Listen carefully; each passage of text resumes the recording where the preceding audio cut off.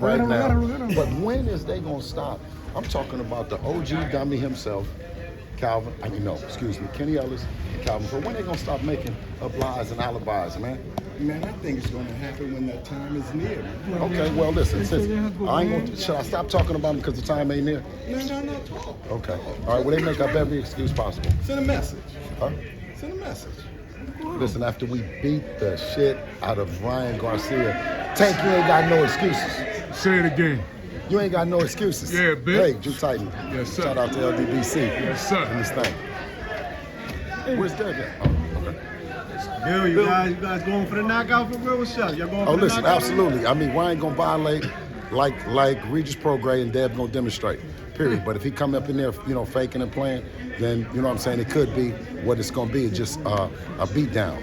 But if he initiated, I mean, of course, Devin is a master boxer, and I mean, he can handicap you. But if you want it to be what it is, he gonna demonstrate. Can you elaborate with the little beef going on with Bernard Hopkins? You spoke about it, being incarcerated. He always brings it up.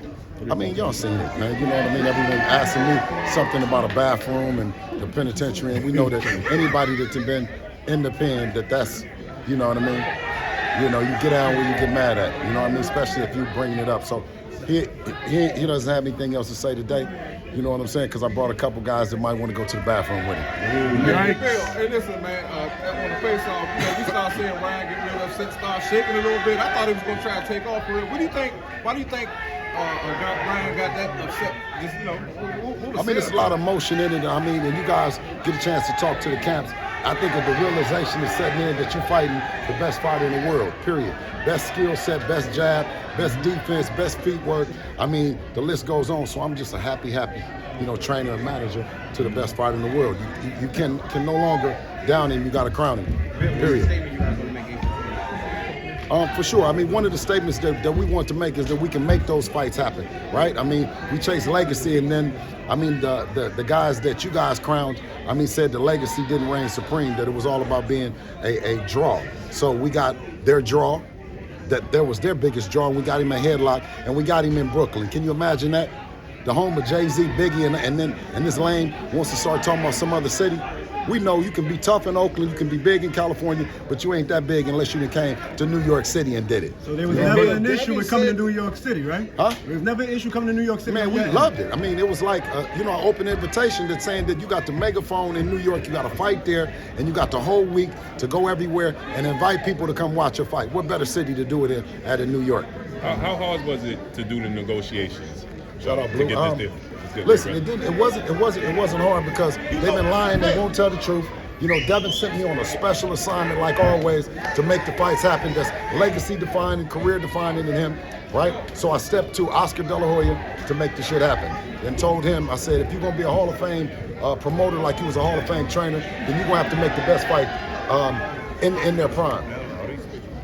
Bill, they just announced Subriel Matias over here at Matchroom Boxing. If you can't get Tank Davis, Subriel's over there, you think you can unify before the end of the year? I think that it's a very real possibility to fight with Subriel, the one-armed bandit, anytime. I called him up. After the fight, like I do. As soon as Devin handled his business, I called to see what's cracking, who talking about what. I mean, and they told me to call him back. I called him back. Then they told me that they were going to call me, and they never called. So now he got a new management, new team, and maybe a new outlook on it. But he's still a one-armed bandit. For sure. Bill.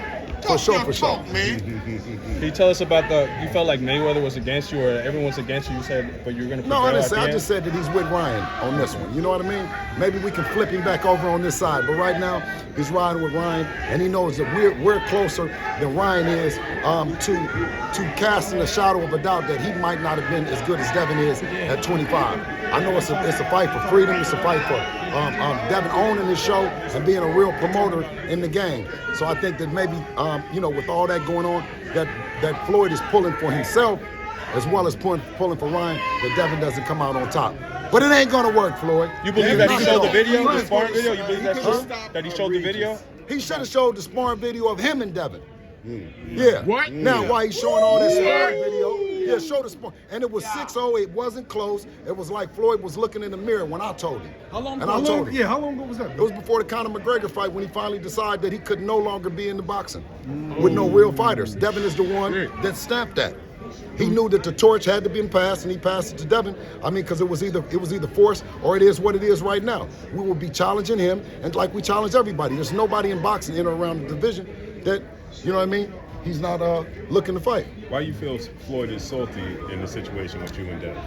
I don't know. I won't say the word salty, because when you got that much money, you know what I mean, it's hard to be salty about anything, you know what I'm saying? But I think it's just the way that it is. It's the new era, it's the Devin Haney era, and that's what it is. And he's hanging on to the Floyd Mayweather era. I mean, so hard, he choked out Terrence Crawford. He's still talking about he in boxing. Terrence Crawford couldn't have an era to himself. And if you put Terrence Crawford against any opponent on Floyd's resume, who do you have favorite? Terrence Crawford or one of Floyd's opponents? Why does Ryan keep mentioning another? No, I'm asking the question first. Do we got Terrence Bud Crawford beating everybody on Floyd's resume? Show dominant. Huh? Terrence beat Floyd? Huh? Well, that's what I was going to ask you after. I mean, shit. You dig? I mean, it's an era where Terrence was in the shadows of Floyd. And when Devin came along, there was no shadow that was big enough.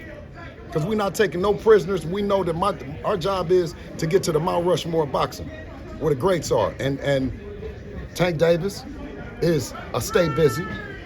Ryan Garcia stay busy. Teofimo Lopez stay busy. And the one-armed bandit himself, Matias, stay busy fights.